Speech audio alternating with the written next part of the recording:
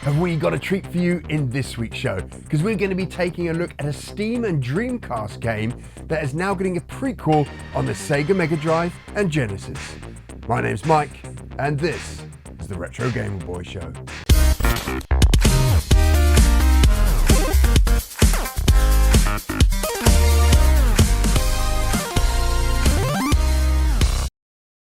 Shadow Games. So just a quick caveat before we jump into this. This is the 𝗵𝗺𝗀𝗄 version, and we're playing on MAME. Because we're playing on MAME and I'm capturing on the same device, we may see some frame drop out and some little oddities here, but that won't be the game. That's going to be the equipment I've got. Love the artwork already. I hope they can bring most of this over to the Mega Drive. I'm pretty sure they can.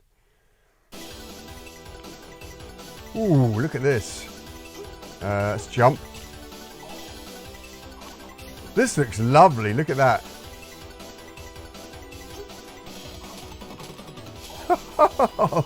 This is amazing. Yeah, they can bring this. I mean, obviously we're going to have color issues with the Mega Drive, but I think they can bring this.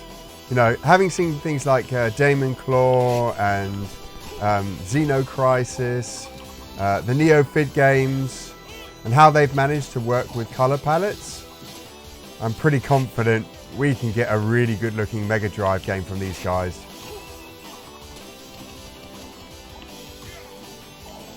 Oh, lovely.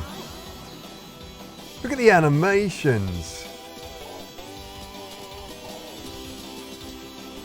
That's so cool. And the artwork. You know, if you want to be successful in the indie scene, 90% graphics, just like in the old days, right? 90% of the graphics will get you there. And this looks stunning. Probably won't have as much parallax in the Mega Drive version. And we'll probably see like some of the shops and the storefronts having a little less variety in them. Oh, come on, how am I going to get this guy? Not that way, Mike. Okay, right. The soundtrack is awesome.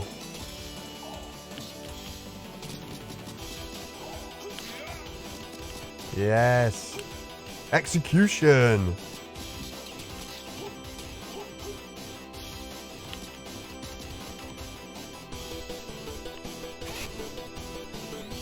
There we go. End of level. Cool. Well, that's it. Short demo.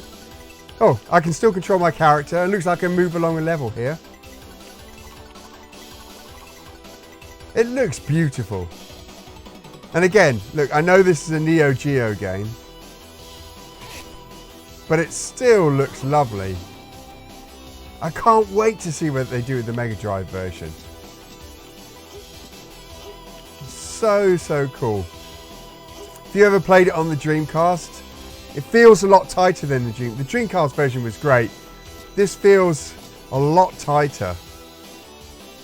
Like everything's honed a little bit better. The combat's honed. It feels like you're making contact with the enemies. Not to say that it didn't do that on the original Dreamcast release, but yeah, this is just that little bit more. The guys have obviously spent time just getting the controls down, the feeling correct, the level design in there. I think that is end of level there. Or maybe that was energy. Anyway, that's the end of the Shadow Games demo. Let's talk a little bit more about Shadow Games Zero and its Kickstarter. Shadow Games Zero is a prequel to the original Shadow Games on the Dreamcast, which in itself was a brand new AA game for Sega's console. The sequel moves away from the slick, modern, illustrated art style and now has an awesome pixel art treatment. The new art style comes with a slew of new platforms that the series will support. The 𝗵𝗺𝗀𝗃𝗃 is the lead platform, but will also come out on the PS5, Xbox, Switch, Steam, Dreamcast, and more importantly, the Sega Mega Drive. For me, I always say that the Mega Drive is the 𝗵𝗺𝗀𝗃𝗃's little brother. Both consoles have similar architecture, and whilst the Neo Geo is much more powerful, games ported from it to 16-bit consoles have always played and looked better on the Mega Drive because of how much they have in common. And because of this, I'm confident that the Genesis version of Shadow Gang Zero is going to be close to what we've seen in the Neo Geo demo we've seen today.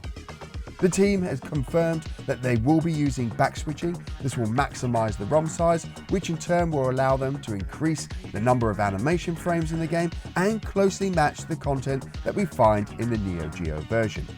The Shadow Gangs team has also said that the Mega Drive version will support 4 sample channels, scanline interpret effects, and software sprite manipulations. The game itself is a Shinobi-styled side-scrolling beat-em-up. Your character fires shuriken, and when they're close to an enemy, you'll engage in CQC with kicks and punches. You can also collect a power-up that will turn you into a red ninja, and your shuriken is replaced with an 𝗚zie. The level design is varied and includes obstacles and vertical gameplay. The enemies are also varied and react to different attacks. These varying elements give the game depth and allow the player to learn combat strategies that can be used throughout the game. Visually, the game looks stunning. Having seen how well the developers back in the day ported the visual powerhouse of the Neo Geo to the Mega Drive, I'm excited to see what the team can do with 30 years of development knowledge and modern tools. The game is currently on Kickstarter and it's already been funded. It's on its way to the first stretch goal, which unlocks a second playable female ninja character. You can back the Kickstarter for the Mega Drive and Genesis, and you can get a digital edition, a physical box version that will come in a North American, European and Japanese box art style, and there's also a collector's edition that comes with a collector's edition box art, a t-shirt, art book and soundtrack.